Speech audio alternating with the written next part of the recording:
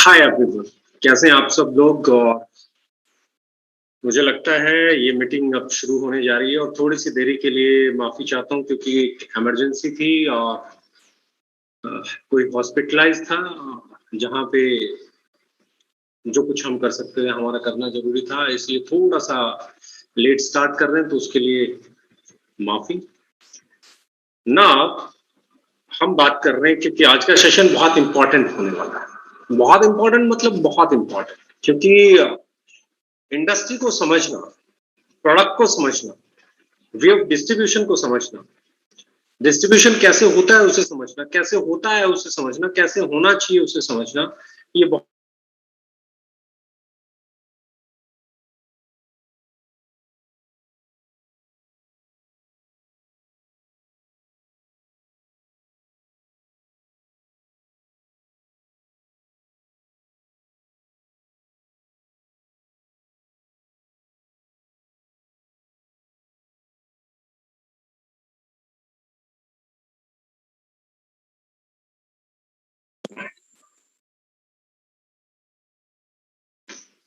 ये इंडस्ट्री 1995 से शुरू हुई और तब से लेके अभी तक अलग अलग तरीके के डिस्ट्रीब्यूशन देखने को मिले।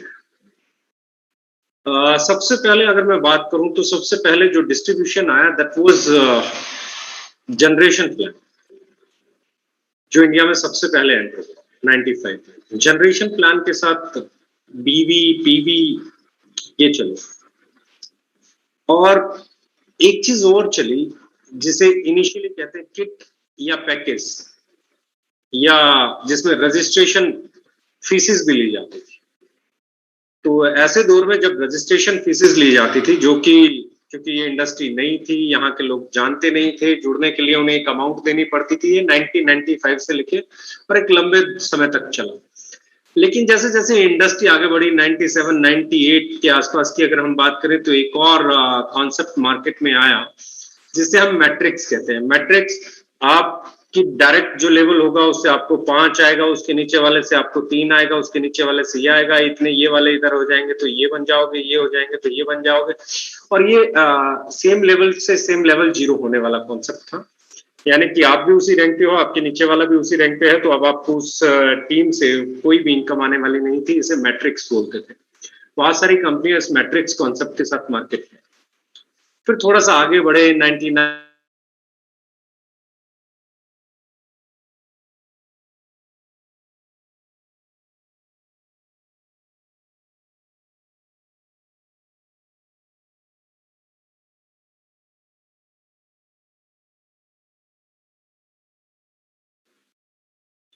ए बी के साथ में सी लैग, सी से सी के ए बी से क्या आएगा, डी से क्या आएगा, ये सब एक बहुत कॉमन चीज थी।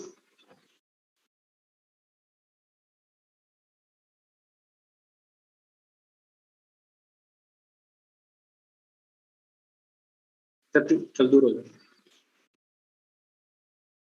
तो उसके बाद जब बाइनरी आई तो बाइनरी में भी ज्वाइनिंग बहुत बड़ी, प्रोडक्ट बहुत कम, रजिस्ट्रेशन फीस ये कम होती चली गई। लेकिन एक चीज और नहीं लेके आई बाइनरी, क्या लेके आई कि इतने लोग लेफ्ट, इतने लोग राइट, तो इतना पे आउट बनेगा। लोगों पे काउंट होता था, एंट्री पे काउंट होता था। लेफ्ट में 10 एंट्री, राइट में 10 एंट्री तो ये, लेफ्ट में 5 एंट्री, इसमें इतनी एंट्री तो ये। तो ये बाइनरी आ गया। बाइनरी के बाद कहीं कोई पूल प्लान आ गया कि ऑटो फिलिंग होगा, कहीं फिर कुछ आ गया, कहीं कुछ आ गया, कहीं कुछ आ गया। सब कुछ अपने अपने तरीके से इस इंडस्ट्री में सालों 10 सालों चला। लेकिन एक चीज थी जो ये इंडस्ट्री शुरू हुई तब भी थी, आज भी और हमेशा रहेगी, वो था जनरेशन प्लान। वो है जनरेशन प्लान। अगर हम उसके बारे में बात करें तो वो है जनरेशन प्लान के साथ एक और बहुत इंपॉर्टेंट चीज पीवीबीवी। तो अब ऐसे में पीवीबीवी पे बने हुए प्लान और जनरेशन प्लान, जो टर्नओवर का एक परसेंटेज, जितनी सेल करता है और जो जितने परसेंटेज पे होता है उसे उतना परसेंटेज, जितने उसके पॉइंट बनते हैं उतने पॉइंट का उसे मिल जाता है।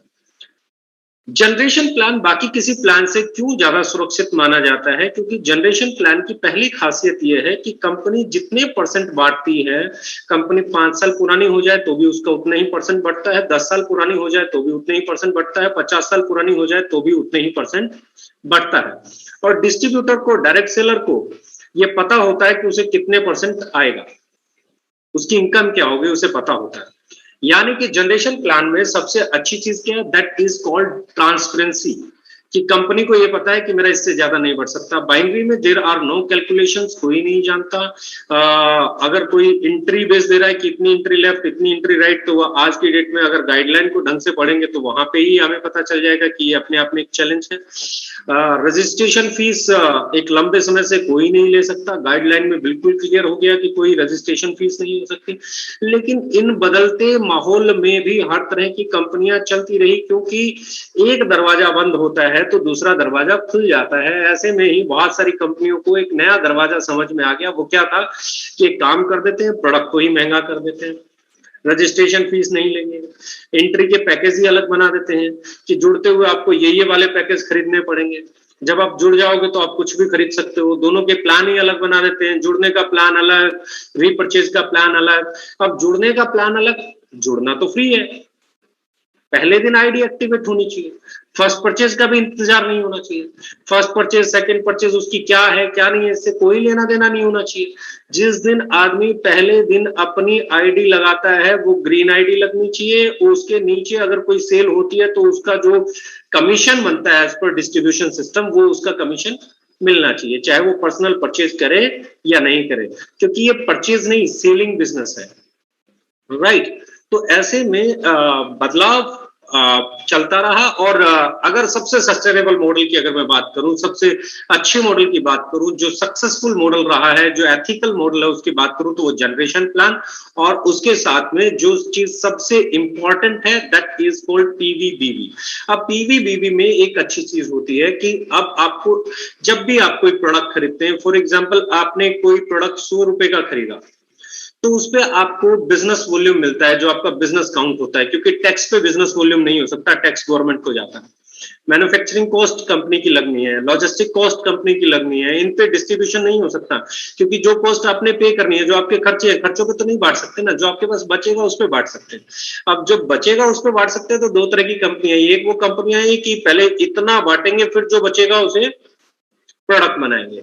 ये कंपनियां, इस मेथड की कंपनियां कभी भी high quality product affordable price पे नहीं दे सकती, क्योंकि उनका मकसद डिस्ट्रीब्यूशन होता है, उनका मकसद बिजनेस होता है, उनका मकसद लोग जोड़ना होता है, उनका मकसद अपॉर्चुनिटी बेचना होता है। लेकिन जो कंपनियां बिजनेस करने आई हैं, जो कंपनियां एथिकल बिजनेस करने आई हैं, बहुत सारी कंपनियां हैं, इंडियन भी बहुत अच्छी अच्छी कंपनीज हैं, इंटरनेशनल भी बहुत अच्छी अच्छी कंपनीज हैं। उन कंपनीज को अगर आप देखोगे तो वो सबसे पहले एक प्रोडक्ट लेके आती हैं और उस प्रोडक्ट को अच्छी क्वालिटी का बनाती है और उसके बाद जो बचता है उसे बांटती है।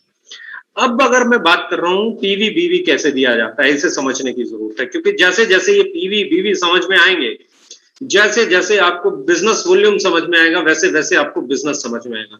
बहुत सारे लोगों को लगता है कि बिजनेस वॉल्यूम ज्यादा होगा तो ज्यादा पे आउट बनेगा, बिजनेस वॉल्यूम कम है तो कम पे आउट बनेगा। बहुत सारे लोगों को लगता है डिस्ट्रीब्यूशन ज्यादा होगा तो बहुत ज्यादा पे आउट बनेगा, डिस्ट्रीब्यूशन कम है तो बहुत कम पे आउट बनेगा। ये बिल्कुल मिथ है दोनों, क्योंकि एक सिक्के के दो पहलू हैं, हेड और टेल। जब तक दोनों का बैलेंस नहीं होगा तब तक आपका प्लान बैलेंस नहीं होगा। अगर आपने बिजनेस वॉल्यूम ज्यादा दिया है तो आपको डिस्ट्रीब्यूशन कम करना पड़ेगा, आपने बिजनेस वॉल्यूम कम दिया तो आपको डिस्ट्रीब्यूशन हाई करना पड़ेगा। फॉर एग्जांपल, एक कंपनी है जो आपको 100 रुपए का प्रोडक्ट बेचती है, आपने 100 रुपए का मान लीजिए फेस वॉश लिया, 100 रुपए का फेस वॉश पे किसी कंपनी ने आपको 50% बिजनेस वॉल्यूम दिया, 50% बिजनेस वॉल्यूम दिया, और उसका 50% उसने डिस्ट्रीब्यूशन किया। तो डिस्ट्रीब्यूशन कितना हुआ? 25% डिस्ट्रीब्यूशन हुआ। 50 का 50, 25%। 50 को आधा करोगे तो 25%। कुछ कंपनियां होंगी जो आपको 70% बिजनेस वॉल्यूम देंगी, 70% बिजनेस वॉल्यूम देंगी, लेकिन बांटेंगी 40%। तो आपका डिस्ट्रीब्यूशन कितना हुआ? 28%। कुछ एक कंपनियां होंगी जो आपको 60% बिजनेस वॉल्यूम देंगी और उसका बांटेंगे 50%। तो डिस्ट्रीब्यूशन कितना हुआ? 30%। जो मैं बोल रहा हूं उसे समझ लो। अकेले बिजनेस वॉल्यूम से पे आउट नहीं बनेगा। मार्केट में बहुत सारी कंपनियां हैं जो 40-50%, 60% बीवी देती है। अब अगर आपने 60% बिजनेस वॉल्यूम दिया और उसका 50% बांटा तो ये 30 हुआ, और उसका 40% अगर आपने बांटा डिस्ट्रीब्यूशन में, अगर आपका 40% है तो ये 24 हुआ, और अगर आपने इसका 60% बांटा तो ये 36% हुआ, और आपने अगर इसका 70% बांटा तो ये 42% हुआ। यानी कि बिजनेस वॉल्यूम ज्यादा देके भी अगर आप उसका डिस्ट्रीब्यूशन 50% करते हैं तो कम बटेगा। और डिस्ट्रीब्यूशन, अब दूसरी तरफ अगर मैं जाता हूं कि दूसरी कंपनी 40% बीवी देती है और उसका बांटती 70% है, तो ये 28% हो गया। 40%, 60% वाला 50% बांटे तो 30%, 40% वाला 70% अगर डिस्ट्रीब्यूशन कर रहा है तो 28%। मतलब सिर्फ बिजनेस वॉल्यूम रोल प्ले नहीं करता है, बिजनेस वॉल्यूम के साथ कितने परसेंट डिस्ट्रीब्यूशन हो रहा है इससे एक्चुअल फिगर निकल के आता है। फॉर एग्जाम्पल, किसी कंपनी ने 40% बीवी दिया और बांटा उसका 50%, तो उसने 20% बांटा। 50% डिस्ट्रीब्यूशन प्लान दिया, 40% बीवी तो 20%, और दूसरी कंपनी 25% बीवी दे रही है और बांट उसका अगर 90% रही है तो ये 22.5% हो गया। तो 40% बीवी देने वाला 20% बांटता है और 50% बीवी देने वाला हो सकता है अलग बांटता हो, और 25% बीवी देने वाला हो सकता है 22.5% बांटता हो।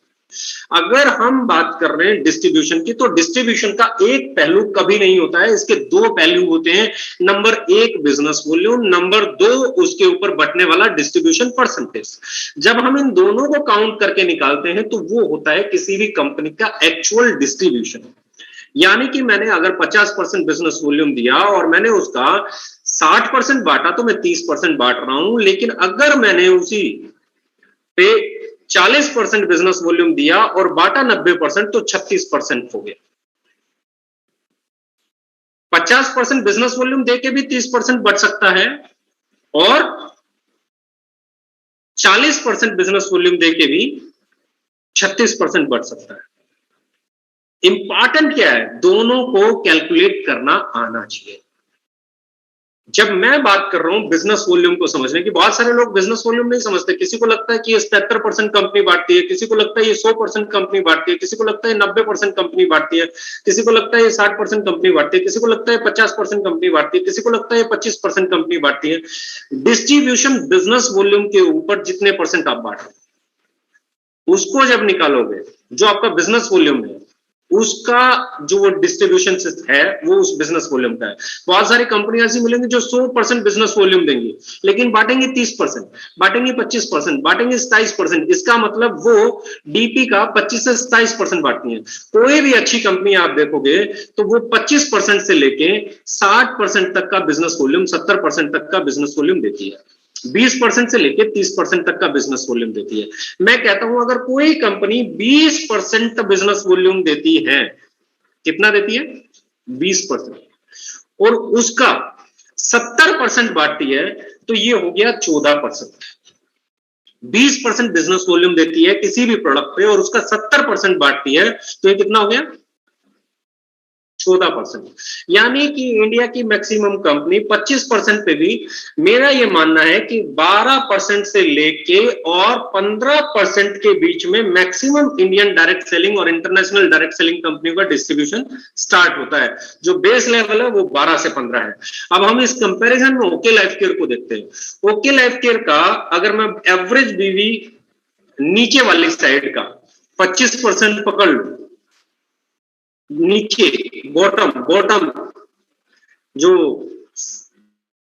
बात कर रहा हूं उसका अगर मैं 25% पकड़ लूं और इसका डिस्ट्रीब्यूशन पे हम बात करें, it is 90%, 77.5% distribution and 12% corona relief fund, तो आपका 22.5% बेस डिस्ट्रीब्यूशन है जो दूसरी कंपनियों से लगभग। दूसरी चीज अगर मैं हायर साइड पकड़ लूं, कोई कंपनी, एवरेज कंपनियां अगर मैं कह रहा हूं 60% भी बिजनेस वॉल्यूम देती हूं, 60% भी बिजनेस वॉल्यूम देती हूं और उसका 65% भी डिस्ट्रीब्यूट करती हूं, तो ये मैक्सिमम 39% हायर साइड जाएगा डिस्ट्रीब्यूशन। अगर आप हमारे साथ बात करेंगे तो हम अगर एवरेज डिस्ट्रीब्यूशन 40% भी पकड़ लें, जिस प्रोडक्ट पे वो हायर उनका, अगर किसी का 60 है और वो 65 बांट रहे हैं तो वो 39% जाएंगे। अगर हमारा हायर 50% है, जैसे कप फाइटर है या बहुत सारे प्रोडक्ट हैं, तो हमारा 50% के ऊपर आप जाएंगे तो दैट इज 90%। अगर मैं बात कर रहा हूं तो ये 45 होगा, ये भी 5 से 6% डिस्ट्रीब्यूशन ओवर रहता है। अब जो सबसे बड़ी चीज जिसपे मैं डिस्कस करने वाला हूं, जो सबसे बड़ा रोल प्ले करता है, क्योंकि मैं हमेशा कहता हूं डिस्ट्रीब्यूशन एक चीज है, डिस्ट्रीब्यूशन बाद में काम करता है, पहले काम करती है सेल। क्योंकि गन्ना नहीं होगा तो कोल्हू कुछ नहीं कर सकता, आपका डिस्ट्रीब्यूशन सिस्टम कोल्हू है। डिस्ट्रीब्यूशन सिस्टम से कभी पैसा नहीं आ सकता अगर सेल नहीं है। मैं कहता हूं आप 100% बिजनेस वॉल्यूम दो और 0% सेल हो तो पे आउट क्या बनेगा? जीरो। आप 20% बिजनेस वॉल्यूम दो और सेल शो हो तो पे आउट क्या बनेगा? कुछ बनेगा। यानी कि बड़ा बिजनेस वॉल्यूम पे आउट नहीं बनाता है, छोटा बिजनेस वॉल्यूम पे आउट नहीं रोकता है। पे आउट बनना और ना बनना ये सिर्फ और सिर्फ इस बात पे डिपेंड करता है कि आपकी सेल कितनी है। जहां सेल बढ़ेगी वहां इनकम बढ़ेगी, जहां सेल गिरेगी वहां इनकम गिरेगी। ऑनेस्टली स्पीकिंग, अब जब यहां से हम शुरू करते हैं तो हमें यहां से समझ में आएगा। दूसरी कंपनियां जब किसी प्रोडक्ट पे 40% बिजनेस वॉल्यूम देती हैं, 50% बिजनेस वॉल्यूम देती हैं, तो मैं बहुत सारी कंपनियों के बारे में जितना भी मैं जानता हूं, सबसे पहला चैलेंज जो आता है वो चैलेंज आता है कि उनका प्राइस 40-50% बीवी देने के लिए मार्केट से कहीं ऊंचा हो जाता है और ग्राहक की रेंज से बाहर हो जाता है। जैसे ही आपने बिजनेस वॉल्यूम बढ़ा के देने की बात की और आपने प्रोडक्ट को प्राइस की रेंज से बाहर कर दिया, कस्टमर की रेंज से बाहर कर दिया, अब सेल ही नहीं होगी। जब सेल ही नहीं होगी तो इनकम भी नहीं होगी, सेल कम होगी तो इनकम भी कम होगी, सेल बढ़ेगी तो कम बिजनेस वॉल्यूम पे कम मार्जिन पे भी बड़ा पे आउट बनता है। पहली चीज, हम लोग किसी भी कंपनी से कम या ज्यादा बांटने में बिलीव नहीं करते, हम उतना बांटने में बिलीव करते हैं जितना हम कर सकते हैं। 50% बिजनेस वॉल्यूम की बात करते हैं, कप फाइटर हमारा एक प्रोडक्ट है, 48 रुपए में 100 ml देते हैं। पूरी मार्केट में वैसा प्रोडक्ट उस प्राइस पे आपको ट्रेडिशनल में भी ढूंढने को नहीं मिलेगा। 48 रुपए में कप फाइटर देने के बाद उसके ऊपर 50% बिजनेस वॉल्यूम, ये आपको जिताता है। आपकी नीम तुल, आपका पंचतुलसी को आप देख लीजिए, पंचतुलसी का प्राइस देख लीजिए, उसके ऊपर बिजनेस वॉल्यूम देख लीजिए, ये आपको जिताता है। पहली चीज, जहां हमारा बिजनेस वॉल्यूम कम है, हमारा डिस्ट्रीब्यूशन ज्यादा है, तो आप एवरेज निकालोगे वही निकलाएंगे। अब आप जीतते कहां हो? नंबर एक, सबसे पहले कस्टमर पे। कस्टमर पे कैसे जीतोगे? क्योंकि कस्टमर के सामने जब महंगा और अफोर्डेबल दो प्रोडक्ट रखे होंगे और दोनों का लुक अच्छा होगा, दोनों की क्वालिटी अच्छी होगी, तो कस्टमर सबसे पहले किसको लेगा? जो उसे सही कीमत पे गुणवत्ता दे रहा है। तो यहाँ पे आपकी सेल उनसे अच्छी हो जाएगी जो मार्केट में आपके कंपटीटर है। जैसे ही आपकी सेल ग्रो की, मैं मेरा पूरा पूरा जो एजेंडा रहता है वो हमेशा एक ही चीज पे रहता है कि सेल सेल सेल सेल। क्योंकि सेल के बिना पे आउट नहीं बन सकता, सेल के बिना इनकम नहीं बन सकती। सेल कैसे आसान हो, सेल कहां बड़ी हो सकती है, सेल कैसे बिल्ड हो सकती है, ये हमें समझ में आना होगा। क्योंकि सेल होगी तो इनकम होगी, सेल नहीं होगी तो कोई इनकम नहीं होगी। जो मर्जी आपका बीवी हो, मैं कहूं मैं आपको चांद पे प्लाट दूंगा और उसके ऊपर आपको 5000% बीवी मिलेंगे, तो आप एक प्लॉट ही नहीं बेच पाओगे तो बीवी कहां से आएंगे, चाहे 5000% हो। लेकिन जब आप बात कर रहे हैं मार्केट में बिकने वाले 200-250 रुपए के फेस वॉश को, अगर आप 90 रुपए में ले आएंगे, क्वालिटी भी उससे बेहतर देंगे, तो वो बिकेगा ज्यादा। जितनी देर में वो एक बेचेगा आप 10 बेचोगे, आप 10 बेचोगे, उसने एक बेचा 250 रुपए का, 60% भी बिजनेस वॉल्यूम हुए।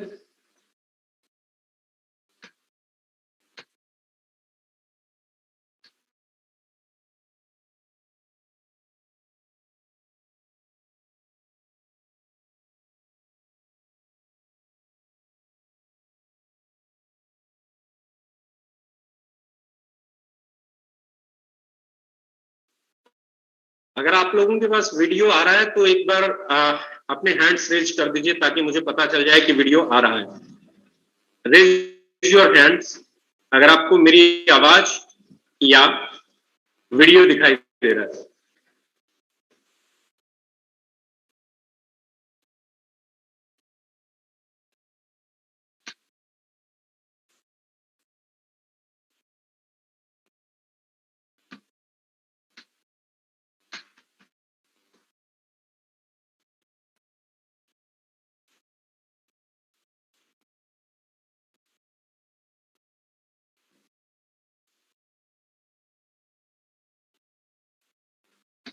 क्या आप मुझे देख पा रहे हैं?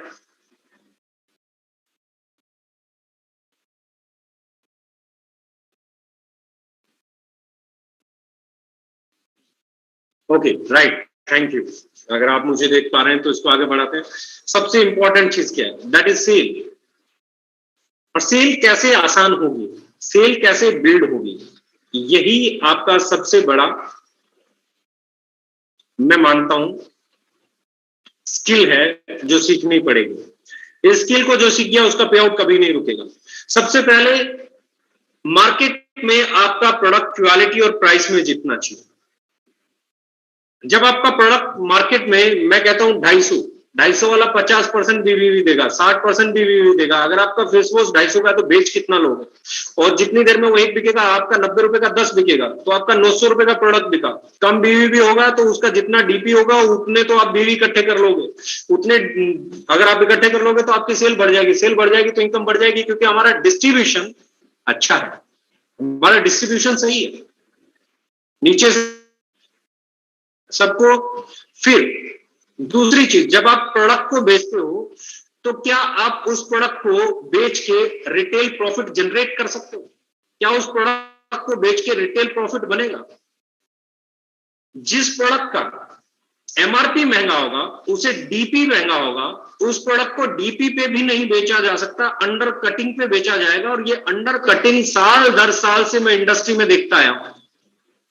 पीछे हमने कुछ एक पोस्टर्स रिलीज किए जो कि डीपी प्राइस पे थे, तो हल्ला मच गया, डीपी प्राइस नहीं सर, एमआरपी प्राइस पे पोस्टर लाइए।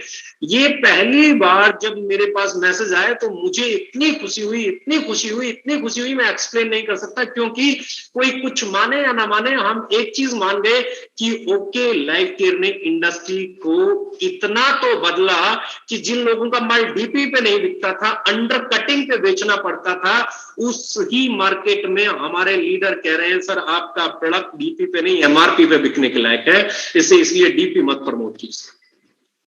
मतलब 130 रुपए का 100 ml फेस वॉश बिक सकता है, बिल्कुल सच है। मार्केट में इससे बना दिया जिसे एमआरपी पे बेचा जा सकता है। तो इंडस्ट्री इससे बड़ी क्या बदलेगी? इंडस्ट्री में इससे बड़ा बदलाव क्या आएगा? लीडरशिप में इससे बड़ी मोटिवेशन क्या आएगी कि they can sell their products on MRP. जिस इंडस्ट्री में अंडर कटिंग पे माल बिकता था, उस इंडस्ट्री में लोग बात कर रहे हैं कि they can sell on MRP. Company कभी एमआरपी पे नहीं बेचती, कंपनी हमेशा डीपी पे बेचती है, कंपनी हमेशा डीपी पे ही बेचती रहेगी। लेकिन हमने एक नई चीज की, वो चीज की कि हम ऐसे ऑफर्स लेके आए कि हमारे साथ काम करने वाले रिटेलर्स का रिटेल प्रॉफिट बढ़ जाए। और ये ऑफर बीच बीच में लगातार आते रहते हैं। कभी ये प्रोडक्ट खरीदोगे, इतना प्रोडक्ट खरीदोगे तो ये प्रोडक्ट फ्री मिल जाएगा, ये खरीदोगे तो ये प्रोडक्ट फ्री मिल जाएगा, ये खरीदोगे तो ये प्रोडक्ट फ्री मिल जाएगा। कहीं पे कंसिस्टेंसी ऑफर लेके आए कि आप लगातार इतने दिन ये प्रोडक्ट खरीदोगे, इतने महीने ये प्रोडक्ट खरीदोगे तो आपको 6 महीने लगातार ये प्रोडक्ट खरीदोगे तो 7वें महीने आपको ये प्रोडक्ट अलग से मिल जाएगा, फ्री में मिल जाएगा। यानी कि एक परचेज के साथ दूसरी प्रोडक्ट आपको गिफ्ट मिल जाएगा। और इससे क्या होता है, इससे अगर आप देखोगे, आप किसी भी ऑफर को देखोगे तो 20-25% का रिटेल प्रॉफिट आसानी से, अगर आप ऑफर्स फॉलो करते हैं तो यहीं से जनरेट हो जाता है। और डीपी पे बेच के भी 25-30% का रिटेल प्रॉफिट जनरेट हो जाए अगर किसी कंपनी में, और वो भी वो डीपी जो मार्केट को सीधा सीधा टक्कर देने वाला है, तो आपसे बड़ा जीतेगा कौन? आपसे बड़ी जीत किसकी होगी? आपसे बड़ा अचीवर कौन? आपसे बड़ा विनर कौन? आपसे बड़ा लीडर कौन? आपसे बड़ा सेलर कौन? आपसे बड़ा डायरेक्ट सेलर कौन? उसके बाद कंसिस्टेंसी। कंसिस्टेंसी फिर 7वें महीने आपको एक 5000 का प्रोडक्ट लगातार 6 महीने खरीदा 15 तारीख से पहले, तो 7वें महीने 15 तारीख से पहले आपको कंसिस्टेंसी ऑफर के तौर पे 10,000 रुपए का प्रोडक्ट लिस्ट बनी हुई है, उस लिस्ट में से सिलेक्ट करो कि आपको ये प्रोडक्ट चाहिए, वो प्रोडक्ट आपको डिलीवर हो जाएंगे जिस भी पॉइंट पे आप चाहते हो, जिस भी डीपीयूसी पे चाहते हो। प्री ऑर्डर फॉर्म भरा जाएगा एक, जैसे ही 6ठे महीने की सैलरी होगी pre order form 7th month consistency offer का भरा जाएगा, और फ्री ऑफ कॉस्ट आप जिस भी डिलीवरी पॉइंट पे उसे चाहेंगे वहां पे वो उसे भेज दिया जाएगा, और आप 7वें महीने जाएं और अपना प्रोडक्ट ले जाएं। वो भी आपको एक रिटेल प्रॉफिट देता है। यानी कि रिटेल प्रॉफिट 90 रुपए के फेस वॉश पे बेच के भी रिटेल प्रॉफिट जनरेट होता है, और 20%, 30%, 40% तक का रिटेल प्रॉफिट जनरेट होता है। 90 रुपए के फेस वॉश पे अगर आपको 20, 25, 30 रुपए बच जाए तो किसी को नहीं बचते हैं। ये रिटेल प्रॉफिट अभी डिस्ट्रीब्यूशन सिस्टम पे तो आएंगे, अभी तो ऑफर्स, सेल ऑफर्स का कमाल की बात कर रहे हैं हम लोग। तो उसके बाद अगले पॉइंट पे हम आते हैं। पहली चीज क्या है, प्रोडक्ट बिकेगा कौन सा ज्यादा, प्रोडक्ट की क्वालिटी, क्योंकि अगर आपका प्रोडक्ट एक बार बिक के दोबारा नहीं उसकी डिमांड आई तो उसकी क्वालिटी में गड़बड़ है, उसके रेट में गड़बड़ है। जीतेगा वहां जहां पे प्रोडक्ट एक बार बिकेगा और ग्राहक जो उसे यूज करेगा वो कहेगा कि मुझे दोबारा भी प्रोडक्ट चाहिए, तो आपका रिटेल प्रॉफिट परमानेंट होगी। दूसरी चीज जो इंपॉर्टेंट है वो क्या है, जब आप किसी प्रोडक्ट को बेचते हो तो क्या उस पर आप रिटेल प्रॉफिट बना पाते हो? यस, बनेगा। तीसरी चीज, क्या आपके प्रोडक्ट को कस्टमर जानता है? यस। अभी एडवर्टीजमेंट चालू हुआ, ब्रांड वैल्यू चालू हुआ, एडिशन चालू हुआ, सहज सहज करके 6 महीने 8 महीने साल में पूरा इंडिया में थोड़ा थोड़ा थोड़ा थोड़ा सब लोग इसको जानना शुरू कर देंगे। तीसरा ब्रांड वैल्यू, ब्रांड वैल्यू भी कस्टमर लेके आता है, तो वो भी आपके पास एक बड़ी सपोर्ट है, राइट। यानी कि सही प्राइस, सही कीमत, सही ब्रांडिंग, सही क्वालिटी और सही रिटेल प्रॉफिट वाले ऑफर्स। जरूरी क्या है एक डायरेक्ट सेलर को, अपने ऑफर्स को फॉलो करे, अपने बिजनेस को देखे, उसका कौन सा प्रोडक्ट बिक सकता है, कौन सा प्रोडक्ट पे क्या रिटेल प्रॉफिट आता है, उसके कस्टमर कैसे हैं, उसके आजू बाजू में सोसाइटी क्या है, उसकी नीड क्या है। अभी डिस्ट्रीब्यूशन सिस्टम पे फिर आऊंगा, उसका कमाल पे फिर बात करेंगे, क्योंकि मैं एक प्रोसेस की बात कर रहा हूं डिस्ट्रीब्यूशन ओवरव्यू के साथ में। जो आपने समझा कि कैसे सिर्फ बिजनेस वॉल्यूम इंपॉर्टेंट नहीं है, डिस्ट्रीब्यूशन परसेंटेज भी इक्वली इंपॉर्टेंट है। दोनों को जब हम कंपेयर करके और एक फाइनल फिगर आउट करते हैं तब होता है कंपैरिजन की कौन ज्यादा, कौन कम, कौन सही, कौन गलत, राइट। फिर तीसरी चीज जिस पे मैं बात कर रहा हूं, क्या आपकी कंपनी के अंदर कोई ऐसी कंडीशंस तो नहीं है कि ये कंडीशन पूरी करोगे तो पे आउट मिलेगा, ये कंडीशन पूरी नहीं करोगे तो पे आउट नहीं मिलेगा।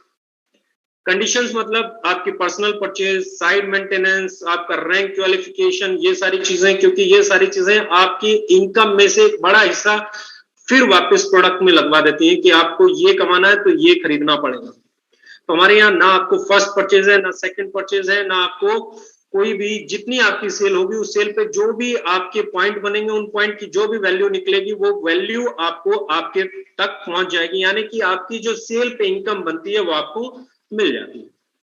नाउ द नेक्स्ट स्टेप, दोबारा जब कस्टमर आता है तो फिर रिटेल प्रॉफिट, फिर आपका डिस्ट्रीब्यूशन। अब आते हैं डिस्ट्रीब्यूशन। डिस्ट्रीब्यूशन की सबसे अच्छी चीजें जो मुझे लगती हैं, जब किसी बिजनेस में दो प्लान हो जाते हैं तो काम करने वाले लोग कंफ्यूज हो जाते हैं कि मैं पहले प्लान में काम करूं या दूसरे प्लान में। जिस भी कंपनी में दो प्लान होते हैं, यानी पहला प्लान जोड़ने वाला प्लान, दूसरा प्लान दिखाने वाला प्लान, हाथी के दांत खाने की ओर, दिखाने की ओर। मैंने हमेशा उन ऑर्गेनाइजेशन को बड़ा होते हुए, लंबे समय तक चलते हुए नहीं देखा जो दो प्लान चलाती हैं। मैक्सिमम सक्सेसफुल कंपनीज आप देखेंगे तो एक ही प्लान पे चलने वाली कंपनीज है। ये डिस्ट्रीब्यूशन का सक्सेस रेट है जो हमने देखा है इंडस्ट्री में। हो सकता है बहुत सारे लोगों ने और भी देखा हो, मेरे से राय मिलती भी हो सकती है, नहीं भी मिलती हो सकती। नंबर दो, कैरी फॉरवर्ड की जो लोग बात करते हैं, कैरी फॉरवर्ड की जो परिभाषा करते हैं, कैरी फॉरवर्ड की परिभाषा कभी काउंट ही नहीं हो सकती, कभी कैलकुलेट ही नहीं हो सकती। मुझे लगता है इस महीने जितना व्यापार हुआ, जितना बिजनेस हुआ, उतने बिजनेस का जितने परसेंट आप बांटते हो, जिसका जो हकदार है इसी महीने बढ़ जाना चाहिए, उसका पैसा होल्ड नहीं होना चाहिए। कैरी फॉरवर्ड का मतलब है कि आपने कोई पैसा होल्ड किया है और होल्ड नहीं होना चाहिए। ना हमने कभी कार फंड होल्ड किया, ना हमने हाउस फंड होल्ड किया, ना हमने कोई कैरी फॉरवर्ड रखा, ताकि जितनी सेल इस महीने हुई उस सेल का जितना परसेंट जिसको जाना है इसी महीने जाए, ताकि वो कंपनी के पास एक भी पैसा होल्ड पे नहीं रहे। तो ये दूसरा बेनिफिट आपकी आज की सेल का आज आपको जाता है। तीसरा बेनिफिट मैं अक्सर देखता हूं, जनरेशन हो या कोई भी हो, बड़े बड़े टारगेट पे डिस्ट्रीब्यूशन होता है कि इतने ये बन जाएंगे तो आप ये बन जाओगे, इतने ये बन जाएंगे तो आप ये बन जाओगे, इतने ये बन जाएंगे तो आप ये बन जाओगे, और डेप्थ बनती चली जाएगी, विड्थ बनती चली जाएगी, और रैंक निकलते चले जाएंगे, और फिर आपके रैंक बढ़ेंगे तो आपकी परसेंटेज बढ़ेगी।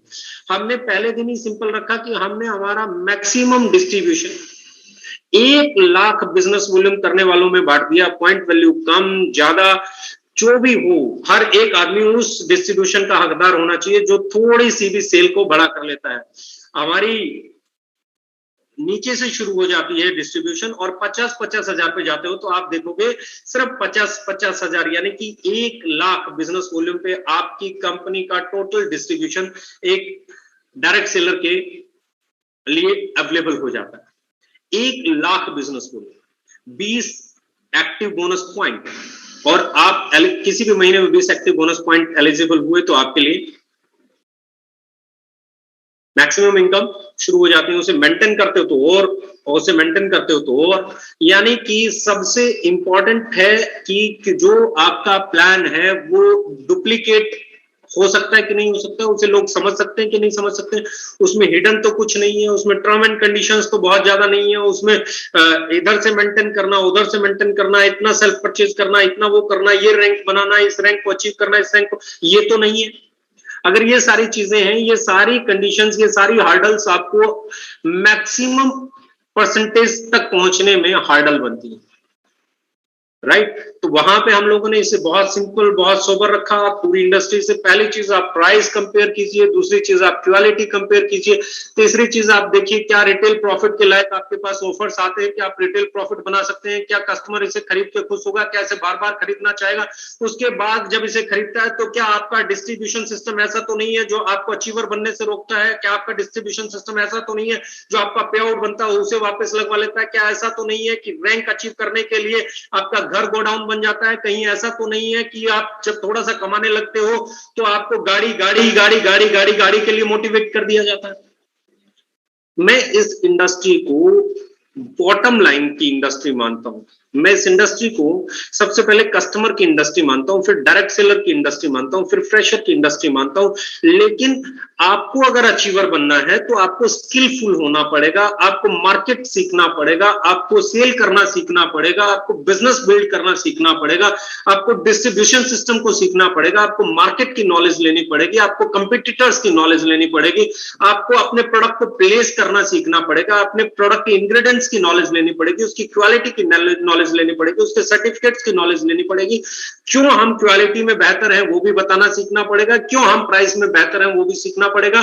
और मेरा मानना यह है कि हमने इंडस्ट्री में price war, quality war, packaging war के साथ एक बड़ी चीज चेंज की है, वो ये है कि आज इंडिया का डायरेक्ट सेलर पहली बार ये कहता है कि सर बीपी मत प्रमोट करो, आपके प्रोडक्ट एमआरपी पे बिकने के लायक है। मेरे लिए इससे खुशी की कोई बात नहीं हो सकती, मेरे लिए इससे हैप्पीनेस की कोई बात नहीं हो सकती, क्योंकि हम सही कीमत पे जब लाए तो लोगों को ये पता चला सही कीमत का फायदा मिलता है, सही कीमत से रिटेल प्रॉफिट बनता है। डिस्ट्रीब्यूशन के सही होने से डायरेक्ट सेलर का घर गोडाउन नहीं बनता है, रैंक के चक्कर में उसका घर गोडाउन नहीं बनता है, क्वालिफिकेशन के चक्कर में उसका घर गोडाउन नहीं बनता है, थोड़ा सा आने के बाद कार की बजाय, मैंने हमेशा कहा कार नहीं, क्योंकि हमें बहुत आसानी है, किसी भी कंपनी पे कहना बहुत आसान है, साहब हमने कार दे दी, पर कार तो आपको बैंक वाले ने दी है, जिसने बड़ा लोन दिया आपको। पता नहीं 2 साल 3 साल 4 साल 5 साल कितने साल तक एक डायरेक्ट सेलर उसकी किस्तें भरता है, और जब तक वो किस्तें भरता है मुझे नहीं लगता वो अपने घर में उतने पैसे दे पाता होगा जितने पैसे उसके घर के सर्वाइवल के लिए चाहिए। तो मुझे नहीं लगता एक बड़ी कार की इस बिजनेस को करने के लिए जरूरत है।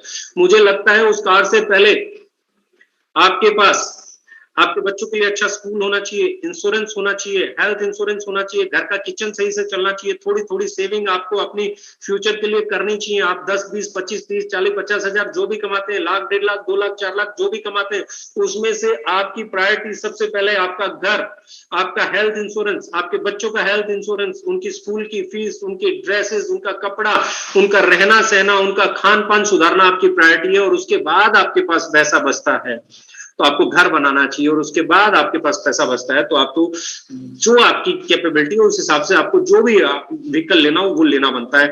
लेकिन नो शो, शोसेबाजी नहीं, ये इंडस्ट्री शो बिजनेस नहीं है, ये बिजनेस भी दूसरे बिजनेस की तरह अच्छा बिजनेस है। इस अच्छे बिजनेस में अच्छी प्रैक्टिसेस बहुत जरूरी है, इस अच्छे बिजनेस में सही तरीके से प्रमोट करना बहुत जरूरी है। यहां पे आपका प्रमोशन का तरीका चमत्कारी नहीं होना चाहिए, स्किल्स वाला होना चाहिए, टेली शो भी जैसा नहीं होना चाहिए, रियलिस्टिक होना चाहिए। और मैं फिर कहता हूं आपका डिस्ट्रीब्यूशन सिस्टम आज ना मैट्रिक्स सर्वाइव करता है, आज ना बाइनरी ज्यादा सर्वाइव करता है क्योंकि टूट जाता है। आज सिर्फ एक ही कॉन्सेप्ट है जो सर्वाइव करता है, that is PV business. 2 business plan वाली कंपनियां भी मैंने आज तक बहुत लंबे समय तक चलते हुए नहीं देखी। जो बाइनरी कॉन्सेप्ट है या तो उनका एंट्री का साइज बढ़ता रहता है या उनका प्लान बदलता रहता है। जो 2 पैकेज चलाते हैं उनके पैकेज बदलते रहते हैं। पैकेज नहीं होना चाहिए, एंट्री फ्री होनी चाहिए। और दूसरी मैं हमेशा कहता हूं we are the only company जहां पे आपको ना फर्स्ट परचेज जरूरी, ना सेकंड परचेज जरूरी। आप जब हमारी कंपनी के अंदर साइन अप करते हैं तो day first activated direct seller के तौर पे साइन अप करते हैं, और उसके बाद आपकी जो भी सेल होती है उस पर जो भी आपका स्लैब है, परसेंटेज है, कमीशन है, वो एज पर प्लान मिलता है। उसके लिए आपको कोई भी ऐसी कंडीशन, पर्सनल परचेज, ये रैंक, वो रैंक, ये वो कुछ भी आपको मेंटेन नहीं करना होता। सिर्फ आपको सेल पे फोकस करना होता है। जितनी आपकी सेल उस स्लैब के अकॉर्डिंग जो आपका परसेंटेज ऑफ कमीशन वो आपके घर तक पहुंच जाता है। आपका कार फंड, आपका हाउस फंड, आपका एक्टिव बोनस, आपका सुपर एक्टिव बोनस, ये सब आपकी कंसिस्टेंसी बोनस, सब आपको एज पर योर एलिजिबिलिटी मिल जाता है। ना आपको एक्टिव बोनस के लिए कोई पर्सनल परचेज करनी पड़ती है, ना कंसिस्टेंसी के लिए करनी पड़ती है, ना कार फंड के लिए करनी पड़ती है, ना हाउस फंड के लिए करनी पड़ती है, ना सुपर एक्टिव के लिए करनी पड़ती है, और ना ही फ्लैगशिप के लिए करनी पड़ती है। किसी के लिए भी आपको पर्सनल परचेज नहीं करनी पड़ती है। ये सबसे खूबसूरत चीज है। और दूसरी चीज मैं हमेशा कहता हूं, डिस्ट्रीब्यूशन देखते हुए एक बड़ा पैरामीटर हम लोग इग्नोर कर देते हैं। क्या आपकी कंपनी छोटे से छोटे पे आउट देती है? छोटे से छोटा जो कमीशन, 200 रुपए का कमीशन बना, 150 रुपए का कमीशन बना, 100 रुपए का कमीशन बना, 70 रुपए का कमीशन बना, 50 रुपए का कमीशन बना, 30 रुपए का कमीशन बना, 20 रुपए का कमीशन बना, आपको देती है? Yes, okay life care is a company जहां आपका 20 रुपए का भी चेक बनता है, जहां आपका 20 रुपए का भी इनकम बनता है, पे आउट बनता है, तो वो आपके अकाउंट में ट्रांसफर होता है, अगर आपकी केवाईसी सही है तो। केवाईसी कंपल्सरी, अपनी केवाईसी कीजिए। 20 रुपए, 30 रुपए, 40 रुपए हर महीने अगर किसी का 20, 30, 40 रुपए का भी पे आउट बनता है तो वो जाता है। क्योंकि मैं देखता हूं इंडस्ट्री में बहुत सारे लोग हैं जो 100, 150, 200, 300, 400 से नीचे पे आउट देना नहीं चाहते, और ये बहुत लोगों का बनता है और ये बड़ा होता है। कोई ऐसे बहुत लोग हैं जो एक बार बनाकर बेचारे दोबारा बना ही नहीं पाते। तो योर डिस्ट्रीब्यूशन के साथ इंटेंशन बहुत इंपॉर्टेंट है। ये बहुत इंपॉर्टेंट रोल प्ले करता है। आपकी कंपनी 20 रुपए, 30 रुपए, 40 रुपए, 50 रुपए, 60 रुपए, 70 रुपए, जिसका जो कमीशन बनता है उसे देती है। ये एक अच्छी चीज है जो आपके डिस्ट्रीब्यूशन के अंदर है। दूसरी चीज जो हमेशा कहता हूं, आप क्यों जीतोगे? सबसे पहले आपकी सेल ज्यादा होगी। नंबर 2, बिजनेस वॉल्यूम आपका 25 है लेकिन डिस्ट्रीब्यूशन आपका 90 है, तो 22.5% से आपका डिस्ट्रीब्यूशन स्टार्ट होता है। मैक्सिमम कंपनी का डिस्ट्रीब्यूशन 15% से स्टार्ट होता है। दूसरी चीज, आपका डिस्ट्रीब्यूशन 40% है और आपका डिस्ट्रीब्यूशन 90% है, तो आप 36% डिस्ट्रीब्यूट कर रहे हैं। आपका बिजनेस वॉल्यूम 50% है और आपका डिस्ट्रीब्यूशन 90% के करीब है, तो आप लगभग 45% डिस्ट्रीब्यूट कर रहे हैं। यानी कि बिजनेस वॉल्यूम से कोई फर्क नहीं पड़ता। ये हमने हमेशा देखते हैं, इसलिए हमारे लीडर्स के पे आउट ग्रो किए, क्योंकि यहाँ बिजनेस वॉल्यूम नहीं, डिस्ट्रीब्यूशन। डिस्ट्रीब्यूशन से पहले सेल, सेल के बाद के मैकेनिज्म, आफ्टर सेल, रीसेल कहां होगी? जहां प्रोडक्ट सही होगा, क्वालिटी सही होगा, ऑफर सही होंगे, मैनेजमेंट सही होगा, इंटेंशन सही होगी। और इस सब में आप अगर आज हमें कंपेयर करते हैं इंडिया की किसी भी कंपनी से, वर्ल्ड की किसी भी कंपनी से, तो हम हर कंपनी से बेहतर मिलते हैं। परसेंटेज डिस्ट्रीब्यूशन, एक्यूरेट डिस्ट्रीब्यूशन, सबसे कम कंडीशंस पे, side maintenance, rank maintenance, dream selling, bulk selling, इन सबको क्रॉस करते हुए बढ़ने वाली कंपनी का नाम, सही प्राइस पे सही उत्पाद देने वाली कंपनी का नाम, सही डिस्ट्रीब्यूशन, बगैर कंडीशंस, बगैर हिडन चार्जेस, बगैर इसके लगाए हुए डिस्ट्रीब्यूशन, कोई सर्विस चार्ज नहीं। बहुत सारी कंपनियां जो सर्विस चार्ज, हैंडलिंग चार्ज, ये चार्ज, वो चार्ज लगा के आपके पे आउट में से 2%, 3%, 4% ले लेती हैं। कोई चार्ज नहीं, सिर्फ गवर्नमेंट के टैक्सेस डिडक्ट होते हैं, उसके अलावा कुछ नहीं। और यही एक खूबी है, यही एक खूबी है जो आपको बड़ा बनाती है। सबसे बड़ी चीज, जितने भी लीडर्स काम करते हैं वो जब भी जीएसटी फाइल करते हैं, उनकी जीएसटी टाइम पे रिटर्न होना, उनकी जीएसटी टाइम पे उनके अकाउंट में जाना, ये आपकी कंपनी को स्ट्रॉन्ग बनाता है। जब आप डिस्ट्रीब्यूशन की बात करेंगे, प्रोडक्ट की बात करेंगे, प्राइस की बात करेंगे, तो एक कदम आगे हैं, क्योंकि यहाँ पे कंडीशंस नहीं, यहाँ पे केयर है, यहाँ पे अपनापन है, यहाँ पे एक डायरेक्ट सेलर को क्या क्या तकलीफें हो, उन तकलीफों को दूर करने का कमिटमेंट है। घर गोदाम बनते थे, अंडर कटिंग पे माल बेचना पड़ता था, पूरी इंडस्ट्री की हालत थी जब तक हम नहीं आए थे। अंडर कटिंग पे माल नहीं बिकता था, डीपी के 50% नीचे करके भी माल नहीं बिकता था। बहुत सारे लीडर्स को जानता हूं जिन्होंने नदियों में, कुओं में, जोड़ों में, तालाबों में अपना प्रोडक्ट लास्ट में एक्सपायर होने के बाद या एक्सपायर होने से पहले फेंका होगा, थक हार के अपने बस का नहीं है, लेकिन उस इंडस्ट्री में सही कीमत पे सही उत्पाद लाके एक रिवोल्यूशन लाने का नाम है ओकेलेंट।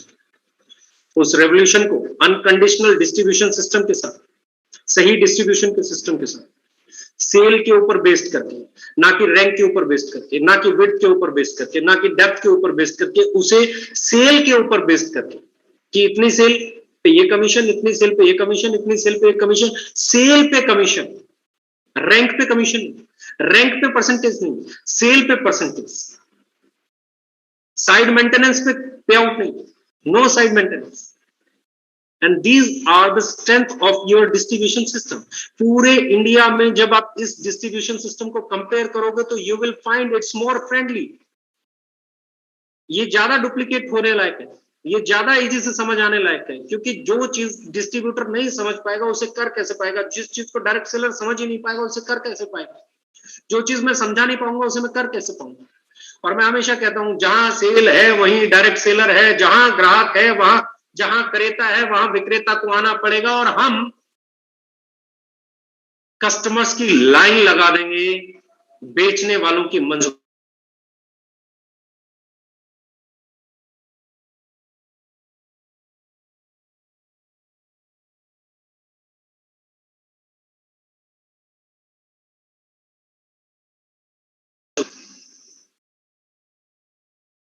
जहां ग्राहक आएगा वहीं बेचने वाला आएगा।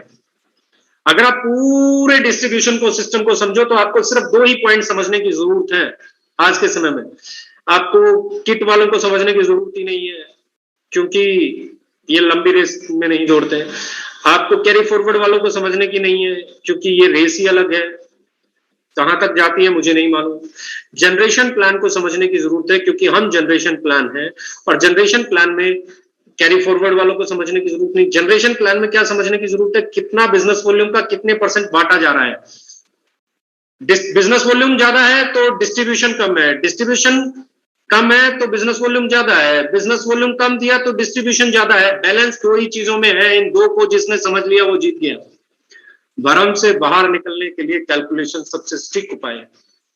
जब आप कैलकुलेट करके देख लोगे तो हर भ्रम टूट जाएगा, क्योंकि मैं हमेशा कहता हूं 2 और 2 5 हो सकते हैं। हो सकते हैं क्या? हाँ हो सकते हैं, गलती से तो 5 हो सकते हैं, वरना 2 और 2 4 ही होते हैं। कुछ महानुभाव कहेंगे 22 होते हैं, वो 2 ऐसे होते होंगे, 2 जमा 2 4 ही होते हैं, 5 नहीं होते। तो calculations are more important.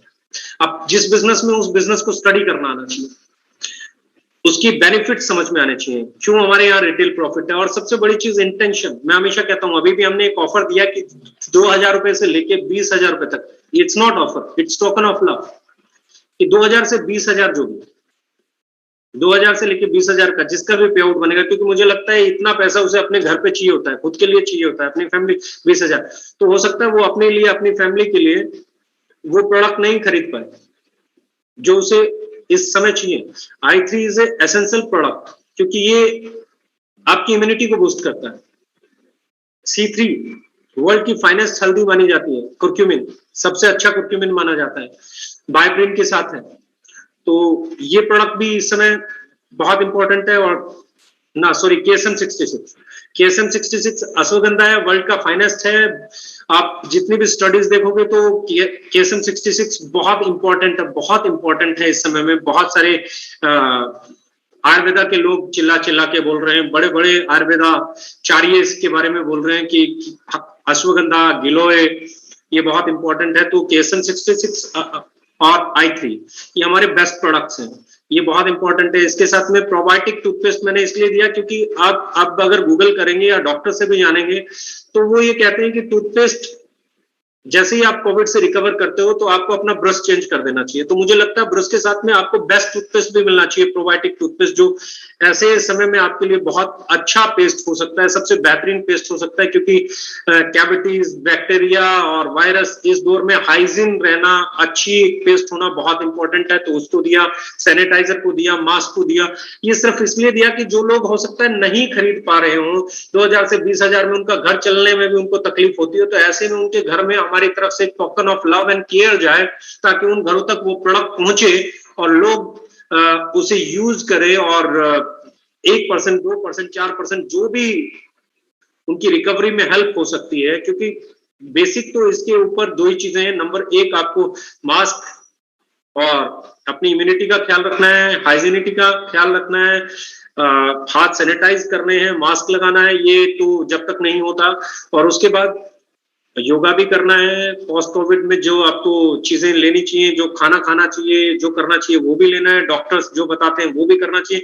During Covid आपको डॉक्टर से, जैसे ही पहली बार बुखार आए, सबसे पहले डॉक्टर के पास जाना है, अपना टेस्ट कराना है। बिल्कुल नहीं भूलना है, जब वो टेस्ट हो जाए, आप नेगेटिव है तो बहुत बढ़िया बात है, और उसके बाद भी अगर आप में सिम्टम बने रहते हैं तो फिर डॉक्टर से कंसल्ट कीजिए। उसे ये मत मान के चलिए कि नेगेटिव है, उसको डॉक्टर को दिखाइए। डॉक्टर जो चीजें प्रिस्क्राइब करता है, जो मेडिसिन प्रिस्क्राइब करता है, वो लीजिए। उसके साथ जिस भी कंपनी का आपको अच्छा अश्वगंधा, गिलोय, जो भी आपको जल्दी से अवेलेबल हो जाए और क्वालिटी ठीक हो, नजदीक में गिलोय मिल जाए, अश्वगंधा मिल जाए, KSM 66 मिल जाए, C3 मिल जाए, ये जहां पे भी नजदीक में जिस भी कंपनी का मिल जाए, इसके साथ में इसको भी डॉक्टर से डिस्कस करके शुरू कर देना है।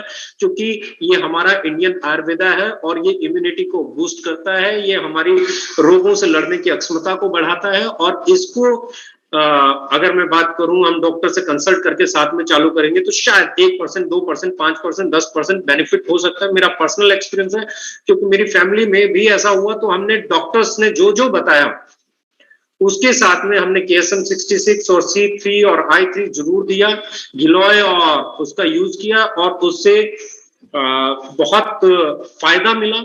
By the grace of God आज फैमिली रिकवर कर गई है। तो मेरा वही है जो मुझे लगता है, हो सकता है मैं सही हूँ, गलत हूँ, because I am not a doctor. तो ऐसे में मुझे लगता है कि ये token of love and care जो है, ये उन लोगों तक पहुंचना चाहिए जो नहीं खरीद सकते, जिनका पे आउट 2,000, 2,500, 3,000, 4,000, 5,000, 7,000 बनता है, तो 10,000 बनता है, 15,000 बनता है, 20,000 बनता है, तो उन तक ये हम पहुंचा सकें। तो ये हमने कोशिश की।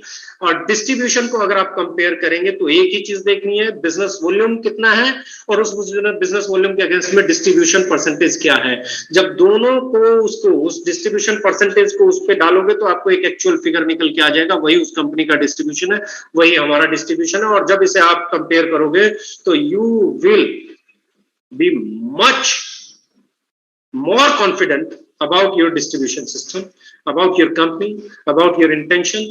वो जो वहां पे कंडीशंस का पैराग्राफ आपको मिलेगा कि आपको ये या ये या फिर इतना खरीदोगे खुद की आईडी पे ये, उससे जब आप बाहर निकलोगे तो you will feel relax that you are with a good company, जिसकी इंटेंशन अच्छी है, जिसकी सोच अच्छी है, जो कंडीशंस पे काम नहीं करती है, जो फेयर डिस्ट्रीब्यूशन पे काम करती है, जो रैंक की बजाय सेल पे डिस्ट्रीब्यूशन करती है। क्योंकि दो तरह की कंपनियां, एक रैंक पे डिस्ट्रीब्यूशन करती है, एक सेल पे डिस्ट्रीब्यूशन करती है। तो वी आर ए कंपनी जो सेल पे डिस्ट्रीब्यूशन करते हैं। Compare it and be confident. Direct selling distribution से ज्यादा प्रोडक्ट पे चलती है, लीडरशिप पे चलती है, कमिटमेंट पे चलती है, जुनून पे चलती है, जोश पे चलती है, एक्साइटमेंट पे चलती है, एजुकेशन पे चलती है, स्किल पे चलती है। क्योंकि डिस्ट्रीब्यूशन तभी काम आएगा जब सेल होगी। जब तक सेल नहीं होगी, दुनिया का कोई डिस्ट्रीब्यूशन पे आउट नहीं दे सकता। क्योंकि मैं हमेशा कहता हूं, किसी भी कंपनी के लिए प्लान वही है, प्रोडक्ट वही है, कंपनी वही है, मैनेजमेंट वही है, सर्विसेज वही है, फिर एक का पे आउट बड़ा और एक का पे आउट छोटा होता है। तो ये बीवी भी उतने ही परसेंट मिल रहा है दोनों, डिस्ट्रीब्यूशन भी उतने ही परसेंट है दोनों के लिए, कंपनी भी वही है दोनों के लिए, एजुकेशन सिस्टम भी वही है दोनों के लिए, सब कुछ वही है दोनों के लिए। फिर दोनों के पे आउट अलग क्यों है? क्योंकि दोनों की सेल अलग है। जब तक आप इसे नहीं समझोगे, जब सेल बराबर हो जाएगी पे आउट बराबर हो जाएंगे, सेल ज्यादा हो जाएगी पे आउट ज्यादा हो जाएगा, सेल कम हो जाएगी पे आउट कम हो जाएगा। What is more important, PV, बीवी, डिस्ट्रीब्यूशन और सेल, कंपनी, सर्विसेज, एजुकेशन और सेल? सेल, लेकिन सेल सिद्धांत के साथ, सेल सही कीमत के साथ, सेल सही गुणवत्ता के साथ, सेल बाजार के साथ कंपटीशन करते हुए, सेल कॉन्फिडेंस के साथ, सेल इस प्राइड के साथ कि मैं कुछ भी गलत नहीं कर रहा हूं क्योंकि मेरा उत्पाद इससे कम कीमत पे, इससे बेहतरीन क्वालिटी का इंडिया में कोई दूसरा अवेलेबल नहीं करा सकता। और ये कॉन्फिडेंस जब मेरे अंदर आ जाता है तो मैं सेल कर डालता हूं, क्योंकि it's all about the confidence कि मेरा मेरे प्रोडक्ट को लेके कन्विक्शन क्या है, मेरा मेरे प्रोडक्ट को लेके कॉन्फिडेंस क्या है। जब मेरा मेरे प्रोडक्ट को लेके कॉन्फिडेंस आ जाता है तो मैं जिसके साथ बैठता हूं वो उसे मेरा प्रोडक्ट खरीदना होता है। क्यों? क्योंकि मैं वो बातें बताता हूं जो मार्केट में है, मैं वो बातें कंपेयर करता हूं जो मार्केट में है। मैं मार्केट के प्रोडक्ट को, अपने प्रोडक्ट को, जो उसके घर में ऑलरेडी प्रोडक्ट चल रहा है उसके बाजू में इस प्रोडक्ट को रखता हूं। रेट उससे बेहतर होता है, पैकिंग उससे बेहतर होती है, क्वालिटी उससे बेहतर होती है, और मैंने एक बार अपने कस्टमर को कन्विंस कर लिया कि my product is better at affordable price, तो उसके बाद वो कस्टमर पूरे जीवन आपका है। और कस्टमर आपका है तो पूरे जीवन सेल आपकी है, और पूरे जीवन सेल आपकी है तो सेल जब तक होती रहेगी तब तक इनकम आती रहेगी। इसके लिए सबसे पहले जरूरी है अपने प्रोडक्ट पे कॉन्फिडेंस होना, अपने सिस्टम पे कॉन्फिडेंस होना, अपने सीनियर पे कॉन्फिडेंस होना, अपनी कंपनी पे फेथ होना, अपने एजुकेशन पे काम करना, अपनी स्किल्स को डेवलप करना, भ्रम से बाहर निकल के अपनी एजुकेशन को बढ़ाना। क्योंकि मैं हमेशा कहता हूं जिस चीज की आपको नॉलेज है उस पे दुनिया का कोई भी माइका लाल आपको भ्रमित नहीं कर सकता। अगर आपको पता है सो SO करके लिखा जाता है तो कोई आपको TO करके टो नहीं करवा सकता, क्योंकि आपके पास नॉलेज है। TO2 होता है, DO डू होता है, SO सो होता है। लेकिन जिससे नहीं पता, जिसके पास नॉलेज नहीं है, उसे अगर आप कहोगे TO2 DO डू और उसे बोलोगे SO क्या होता है, वो बोलेगा सू। लेकिन अगर आप एक आदमी को समझाओगे SO सो, GO गो, और उसे बोलोगे DO तो वो बोलेगा डो। लेकिन अगर उसे नॉलेज है तो वो SO को सो बोलेगा, TO को क्या बोलेगा, टू बोलेगा, DO को डू बोलेगा, GO को गो बोलेगा। डिफरेंस क्या है? स्पेलिंग मिलती जुलती है, बाद में सबके हुए, लेकिन अगर नॉलेज है तो सही प्रोनाउंस करोगे, नॉलेज नहीं है तो सही प्रोनाउंस। मैं हमेशा कहता हूं आपको तब तक भ्रमित किया जा सकता है जब तक आपके पास नॉलेज नहीं है। जिस दिन आपके पास नॉलेज हो जाएगी, nobody can disturb you, nobody can disturb you. सही कीमत पे सही उत्पाद बेचने में जो प्राउड फील होता है, सही डिस्ट्रीब्यूशन सिस्टम में जो प्राउड फील होता है, जब लोगों के घर नहीं गोडाउन बनते, प्राउड फील होता है। और मैं तो अभी भी कहता हूं हमारे बहुत सारे डायरेक्ट सेलर्स हैं जिन्होंने अच्छा पैसा बनाया लेकिन घर लिया, गाड़ी नहीं ली। इस लॉकडाउन में पीपल आर एंजॉयिंग। ऐसी बहुत सारी कंपनियां होंगी जिनके लीडर्स के पास घर बड़े नहीं है लेकिन गाड़ियां बड़ी है। आज वो सोच रहे होंगे काश मैंने घर लिया। तो राइट एजुकेशन बहुत बार काम आता है। और मैं किसी कंपनी से कंपेयर नहीं करता हूं, क्योंकि मेरा मानना यह है कि कोई भी दुनिया की एक कंपनी सारी सेल इकट्ठा नहीं लेके जा सकती, कोई किसी की सेल नहीं लेके जा सकती। हर कंपनी अपने हिस्से की मार्केट लेगी, हर कंपनी का अपना एक क्लाइंटेज है, अपना एक कस्टमर बेस है, हर कंपनी का एक डायरेक्ट सेलर लॉबी है। तो हर एक कंपनी अपने अपने तरीके से ग्रो करती है, कोई इस तरीके से करता है, कोई इस तरीके से करता है। All companies are good. मेरा मानना यह है कि इंडिया में कम से कम 10, 15, 20 अच्छी कंपनीज हैं जिनमें इस इंडस्ट्री को ग्रोथ देने का जज्बा मादा है और उन्होंने किया भी है। लेकिन मैं फिर एक ही चीज कहता हूं, उसके साथ सही एजुकेशन हो, ड्रीम से बाहर निकल के स्किल पे काम करना, प्रोडक्ट की क्वालिटी के साथ उसके प्राइस पे काम करना, कस्टमर बेस को इतना स्ट्रॉन्ग बनाना कि बार बार आपसे खरीदे, उन सारी चीजों को करना। कंडीशंस नहीं होना, फर्स्ट परचेज, सेकंड परचेज, एक प्लान, दो प्लान नहीं होना, सिंपल होना, सेल पे डिस्ट्रीब्यूशन होना। These are the keys to success। और यही हम करते हैं। चलिए आगे बढ़ते हैं अपने मिशन को लेके, अपनी नॉलेज को लेके, अपनी स्किल्स को लेके, और इस पेंडेमिक में अपने घरों पे रहते हुए